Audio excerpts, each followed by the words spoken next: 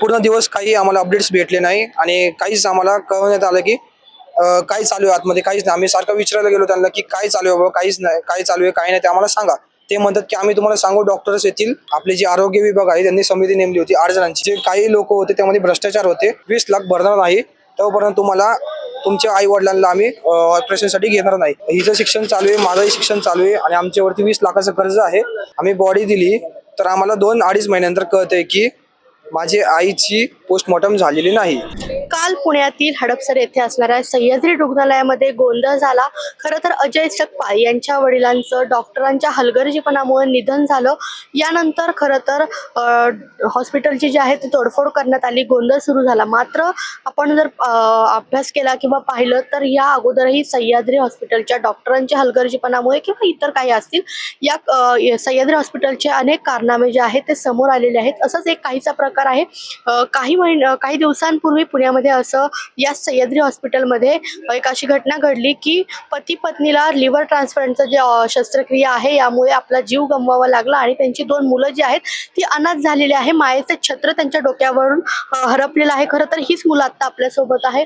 नेमकं त्यावेळेस काय झालं होतं वडिलांची आणि आईची, त्यांना खरं तर जीव गमवावा लागलेला आहे. शस्त्रक्रिया झाली होती नाही झाली, नेमकं काय प्रकरण झालं होतं त्यावेळेस? आम्ही 15 ऑगस्टला माझ्या वडिलांना आणि आईला शस्त्रक्रियेसाठी हॉस्पिटलमध्ये ॲडमिट केलं होतं. तर माझे वडील सकाळी 5:30-6:30 वाजता आणि माझी आई सोबत 6:30 वाजता OTमध्ये गेले. तर आम्हाला पूर्ण दिवस काही आम्हाला अपडेट्स भेटले नाही आणि काहीच आम्हाला कळवण्यात आलं की काय चालू आहे आतमध्ये, काहीच नाही. आम्ही सारखं विचारायला गेलो त्यांना की काय चालू आहे बाबा, काहीच नाही, काय चालू आहे काय नाही ते आम्हाला सांगा. ते म्हणतात की आम्ही तुम्हाला सांगू. डॉक्टर्स येतील आणि रात्रीपर्यंत कधीही डॉक्टर्स आले नाही. 9:30ला रात्री सांगण्यात आलं की तुमचे वडिलांचं जीव धोक्यात आहे. आणि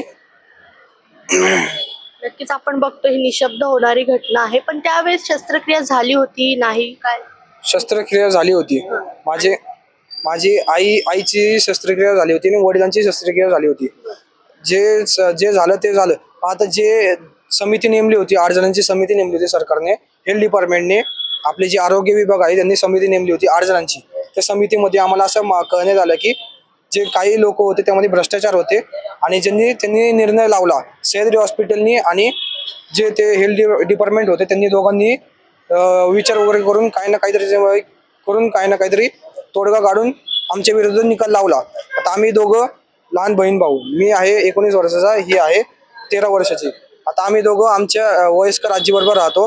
तर आमच्याकडे काही उदरनिर्वाहाचं साधन नाही. आम्ही दररोजचं कसं फेस करतो सगळी काही गोष्टी ते आम्हाला माहिती. आम्हाला पुढं काय करावं काहीच नाही, काहीच कल्पना नाही आम्हाला. हिचं शिक्षण चालू आहे, माझंही शिक्षण चालू आहे आणि आमच्यावरती 20 लाखाचं कर्ज आहे. आम्ही शस्त्रक्रियेसाठी 20 लाखाचं कर्ज घेतलं होतं. घर गहाण ठेवून, आमचा जो हडपसरमध्ये घर आहे तो आम्ही गहाण ठेवून 20 लाखाचं कर्ज घेतलं होतं. ते हॉस्पिटलमध्ये आम्ही पैसे दिले. हॉस्पिटलने आम्हाला असं सांगण्यात आलं की तुम्ही जेव्हापर्यंत 20 लाख भरणार नाही तेव्हापर्यंत तुम्हाला तुमच्या आई वडिलांना आम्ही ऑपरेशनसाठी घेणार नाही. म्हणून मी कसं जाऊन ते पैसे कुठं ना कुठेतरी मॅनेज करून आणले पैसे. मी पैशांसाठी रुग्णालयाने खूप अडवणूक केली आम्हाला. आणि नंतर आता जे काही चालू आहे, समितींनी जे काही निर्णय दिला आम्हाला मान्य नाही. जे त्यामध्ये जे होते सगळे त्यांच्यावर आम्हाला पण डाऊट आहे. आणि हो. माझी आई वारली 22 ऑगस्टला. त्या दिवशी आम्ही ससून हॉस्पिटलमध्ये पोस्टमॉर्टमसाठी बॉडी दिली होती.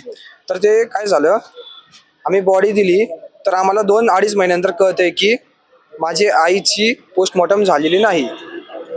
आणि आता जर का तुम्हाला माहिती होतं की डॉक्टर नाही आपल्याकडे एक्झामिन करण्यासाठी, तर तुम्ही त्या दिवशी सांगितलं पाहिजे, 2-3 दिवसाचं सांगितलं पाहिजे होतं की आपल्याकडे डॉक्टर्स नाही आहेत, तर तुम्ही तुमची आईची बॉडी दुसरीकडे न्या. आम्हाला फार 2 महिन्यानंतर माध्यमातून कळते. हॉस्पिटलने आम्हाला, ससूनने आणि सह्याद्री हॉस्पिटलने किंवा बाकीचे जे इन्व्हॉल्व होते त्यांनी आम्हाला काही सांगितलं नाही, काहीच अपडेट्स नाही दिले की काय चालू आहे नेमकं, PMचं कॉज ऑफ डेथ काय आहे, काहीच नाही. आता झालं असं की त्यांनी त्यांचे ससून हॉस्पिटलची काही येऊ नये म्हणून त्यांनी जे हॉस्पिटल मुंबईला ते सगळं जे इन्व्हेस्टिगेशन होतं ते सोपवलं गेलं आहे. आणि आम्हाला काहीच कल्पना आहे याच्यामध्ये काय चालू आहे काय नाही. या सगळ्या संदर्भात तुम्ही आरोग्य विभाग किंवा आरोग्य मंत्र्यांशी काही बोलण्याचा प्रयत्न केलाय का? त्यांना मेल कशा आधारे की आपल्याला न्याय कसा मिळेल या दृष्टीने काही कोणाशी बोलण्याचा प्रयत्न केलाय का? मी आरोग्य विभागाला मेल केला होता, पण मला एक 20-25 दिवसांनी मेल येतोय की आपलं तुम्ही जो मेल केला आहे तो तुम्ही चुकीचा मेल केला आहे, हे आमच्याकडे नाही येत, आमच्या हद्दीत येत नाही आणि तो तुम्ही दुसरीकडे करा मेल, असं आम्हाला सांगण्यात आलं आहे.